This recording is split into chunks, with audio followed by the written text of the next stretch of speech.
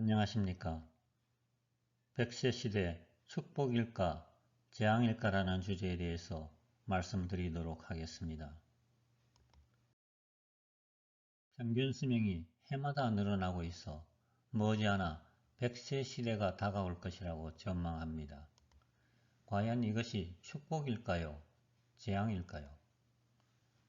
축복이라고 자신있게 말할 수 있었으면 좋겠는데 꼭 축복이라고 말할 수 없음이 좀 거시기 합니다. 지금부터 60년 전인 1960년 우리나라의 평균 수명이 얼마였을까요? 불과 50세였습니다. 그럼 원래 2020년의 평균 수명은 얼마나 될까요? 82.8세입니다. 60여 년 사이에 무려 평균 수명이 32.8세 늘어났습니다. 그렇다면 조선시대의 평균 수명은 얼마였을까요? 불과 20세 정도였습니다. 평균 수명이 20세에 불과하다니 설마 그럴까 머리가 갸우뚱하시죠? 그 이유는 영유아 사망률이 높아서입니다. 영유아의 사망을 제외하고 성장한 사람들도 40세를 넘기기 힘들었습니다. 의술이 발달하지 못해서 병에 걸리면 앓다가 죽을 수밖에 없었지요. 서민들의 경우는 먹는 것이 부실해서 굶어 죽는 경우도 많았고요. 또 위생상태가 나빠서 전염병이 돌면 마을 전체가 몰살하는 경우도 많았죠. 조선시대에는 40세를 넘기면 장수한 것이므로 수염을 기르고 곰방대를 물고 다녔죠. 61세 환갑이 되면 가문의 영광이라 하여 환갑잔치를 했죠. 요사이 환갑이라고 잔치하는 사람이 있나요? 없죠. 환갑잔치 한다면 이상하게 볼 것입니다. 인류가 지구상에서 살아온 기간의 99.9%는 평균 수명이 30세 미만이었어요. 선사시대 유골 중에서 50세를 넘은 사례는 없다고 합니다. 따라서 100세까지 산다는 것은 정말 대단한 일이라고 할 수 있어요. 100세 시대. 많은 인간이 100세까지 산다니 가슴 벅찬 일이 아닐 수 없습니다. 그렇다면 과연 100세 시대가 축복일까요? 재앙일까요?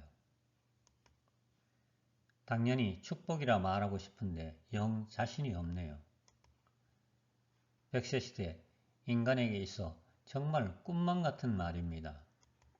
그것은 인간이 지구상에 태어난 이후 계속 장수를 꿈꿔왔기 때문이죠. 육신을 받아 인간으로 태어난 자로서 오래 살고 싶지 않은 사람은 거의 없죠. 오래 살고 싶어 하는 것이 생명을 받은 존재의 속성이기도 하고요. 인간 또한 생명을 가진 존재이기 때문에 당연히 오래 살고 싶어 합니다. 그러나 그것을 달성하는 데는 많은 어려움이 있죠. 선사시대에서 최근에 이르기까지 가장 큰 문제는 식량이었어요. 생존의 필수 요소가 식량인데 모든 인간이 생존할 수 있을 정도로 풍족하게 조달할 수가 없었죠. 인간 사이에 벌어지는 갈등의 뿌리에 먹는 문제가 자리 잡고 있어요.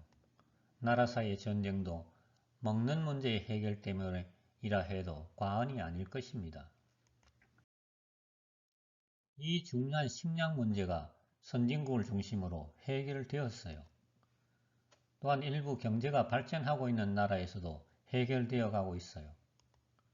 그러나 아직 이 문제를 해결하지 못한 나라가 대부분이지요.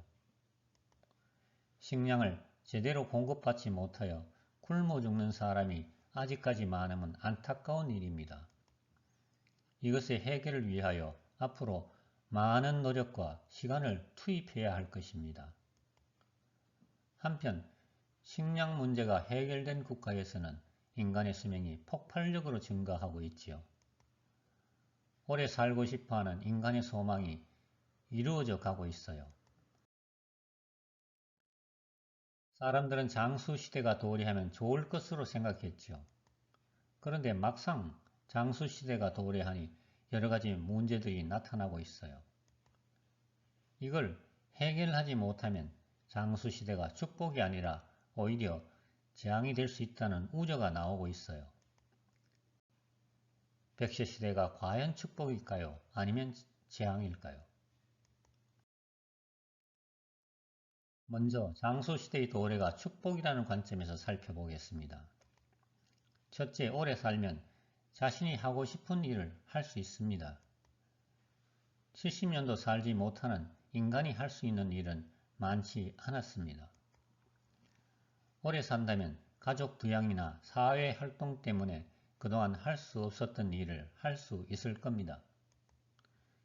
예를 들면 그림을 좋아하는 사람이라면 그림 공부를 시작할 수 있을 것이고, 조용하게 자연을 즐기며 자신을 돌아보는 삶을 살고 싶은 사람은 그런 생활을 할 수 있을 것이며, 자신의 경험을 후학에게 알려주고 싶다면 책을 쓰거나 강의를 통해 이를 실현할 수 있을 것입니다. 둘째, 인간과 자연과 세상을 사랑하는 삶을 살 수 있습니다. 젊은 시절에는 일 때문에 주변을 돌아볼 여유가 없지요. 하지만 나이가 들어감에 따라 주변을 돌아볼 수 있는 여유가 생깁니다. 여유가 생기면 주변을 사랑의 눈으로 바라볼 수 있게 되죠. 세상 만물이 모두 소중한 존재이고 모두 자신만의 아름다움을 가지고 있음에 눈뜨게 될 것입니다. 이런 자각을 통해 자신뿐만 아니라 자연과 인간 나아가 세상 만물을 사랑하게 될 것입니다. 이번에는 장수가 재앙이라는 관점에서 살펴보겠습니다. 첫째, 장수가 축복이 되기 위해서는 물질 문제가 해결되어야 합니다. 3차원 지구별에 살면서 물질 문제를 해결한다는 것은 어려운 일이죠. 어느 정도의 물질을 보유해야 물질 문제가 해결되는지에 대한 기준조차 없어요. 설사 그 기준이 있다 하더라도 모든 사람에게 동일하게 적용될 수는 없을 것입니다. 나이가 들면 경제적인 능력이 떨어지기 때문에 나이 들기 전에 노후에 쓸 물질을 확보해야 합니다. 그렇지 못하다면 경제 문제의 해결에 많은 어려움을 겪을 것입니다. 나이 들어 경제 문제의 해결을 위하여 일을 하는 것은 참으로 힘들고 그 성과도 적을 것입니다. 둘째, 사회의 활력이 떨어질 것입니다. 나이 든 사람은 보수적인 성향을 보이고 변화에 둔감하며 변화를 좋아하지 않습니다.